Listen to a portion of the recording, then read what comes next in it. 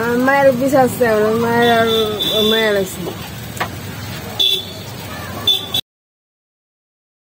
দুইটা বাজে ফোন দিয়ে বলতেছে কি এমরাদুল ভাই কয় কি আপনি মেডিকেল আসেন তাড়াতাড়ি, ইয়া আপনার নাতি তো মেডিকেল, আপনার নাতি মেলা অসুস্থ। তা আমি কি ভাই আমার নাতি কি কয় আমি কইতে পারি না, আপনি আইন। তো আমি কান্দানোর জেলা মানে কিছুই কইতে পারি না।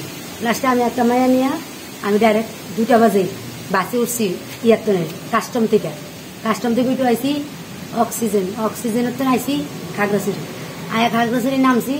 ওই লোকটা আমার যায় মেডিকেল ওই বাস স্ট্যান্ড নিয়ে মেডিকেল গেছি কানতে আমার তো মনে ডাক হয়েছে যে কিছু একটা হয়েছে।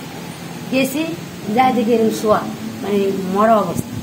এখন আমি মায়ের জামের ধরলাম, থাবা দিয়ে কলার বেড়ায় ধরছি, ওই পলায় যাবো থাবা দিয়ে কলার বেড়ায় ধরছি।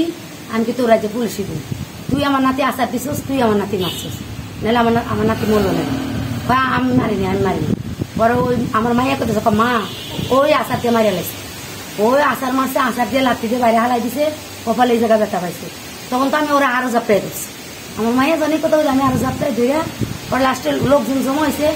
আপনি পুলিশের ফোন দেয়, আমি স্যার আমার কাছে পুলিশের নাম্বার নাই আর আমি যেটা চিনি না। কয়তালে এক কাজ করেন গিয়ে সাথে যায় দেখেন একটা এই খাগড়াছড়ি ক্যাম্প আছে, ক্যাম্পে যায় উনি থানায় যায় বললে দৌড়বো। তখন আমি কিছু ওর নিয়ে থানায় ওই জায়গায় গেছি, টাইনে টেনে নিয়ে গেছি। হ্যাঁ ওই হাসপাতালের সামনে, আমরা তো সদর হাসপাতালে ছিলাম, ওখান থেকে ওরা টাইনে টেনে আমি নিয়ে ওই জায়গায় গেছি। যাওয়ার পরে ওনারা বলতেছে কি আমরা ফানসুরি থানায় যান। তখন আমি ফানসুরি থানা আমি তো এই জায়গায় চিনি না।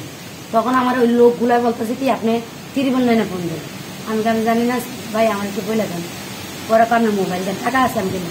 পরে আমি 100 টাকা ভরছি, ভরার পরে ওরা 3টা 9 দিয়া কল করছি।